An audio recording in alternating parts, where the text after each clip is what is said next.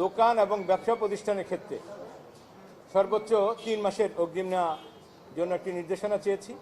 আর বাড়ির ক্ষেত্রে কোনো প্রকার অগ্রিম ছাড়া অথবা সর্বোচ্চ 1 মাসের অগ্রিম বাড়ি ভাড়া নিয়ে বাড়ি ভাড়া নির্ধারণ করার জন্য আমরা একটা প্রে করেছি।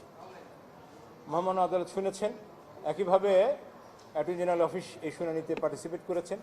উভয় পক্ষকে শুনে 4 সপ্তাহের জন্য কেন বাড়ি ভাড়া নিয়ন্ত্রণ আইন 1991-2 এক্সিকিউশন করা হবে না এবং আইন অনুসারে প্রত্যেক শহরে ইনক্লুডিং ঢাকা সিটি কর্পোরেশনকে উত্তর এবং দক্ষিণকে আলাদাভাবে নির্দেশনা দিয়েছেন যে সময় উপযোগী অবস্থান, আয়তন, রাস্তা এবং অন্যান্য ইউটিলিটি ফ্যাসিলিটিস বিবেচনা করে বাড়ি ভাড়া নির্ধারণ করে 4 সপ্তাহের মধ্যে রুলের জবাব দেওয়ার জন্য একটি আদেশ আজকে জারি করেছে।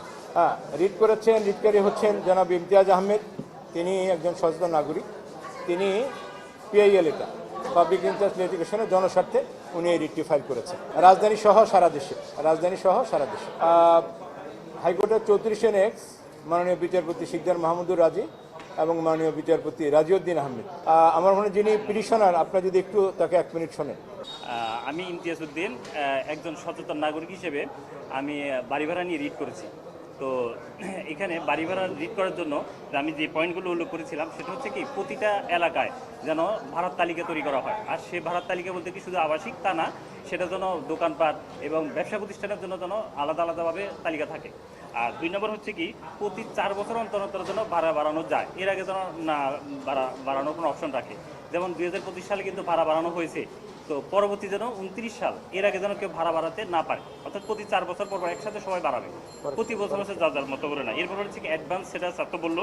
এরপর হচ্ছে কি আরেকটা বড় পয়েন্ট, সেটা হচ্ছে কি আমরা যারা ভাড়াটিয়া তারা কিন্তু আমরা ভাড়া ঢোকার সময় বিভিন্ন রকমের যে ফার্নিচার কিংবা বিভিন্ন কল টল, বিভিন্ন রকম বেসিন, এগুলো কিন্তু আসলে আমাদেরকে করতে হয়। একটু নষ্ট হলে আমাদেরকে কিন্তু সেটা নতুন করে কিনে দিতে হয়। কিন্তু এটা কেন, আমরা তো সব কিছুই ভাড়া দেই, তাই না? তো এটাকে আসলে বাড়িওয়ালারা কিন্তু এটাকে মেনটেন করতে হবে। যদি এটা একটা নির্দিষ্ট টাইম থাকবে, এর আগে যদি আমাদের দ্বারা নষ্ট হয় তাহলে এটা আমরা দিব।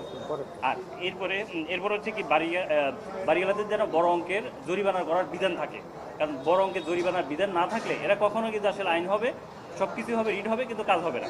আর সর্বশেষ হচ্ছে কি, সরকার যেন প্রতিটা এলাকায় কর্মজীবী হোস্টেল তৈরি করে, কারণ এই হোস্টেল যদি প্রচুর পরিমাণে হোস্টেল তৈরি করা হয় তাহলে কিন্তু বাড়ি ভাড়ার উপর অনেকটা চাপ পড়ে যায়।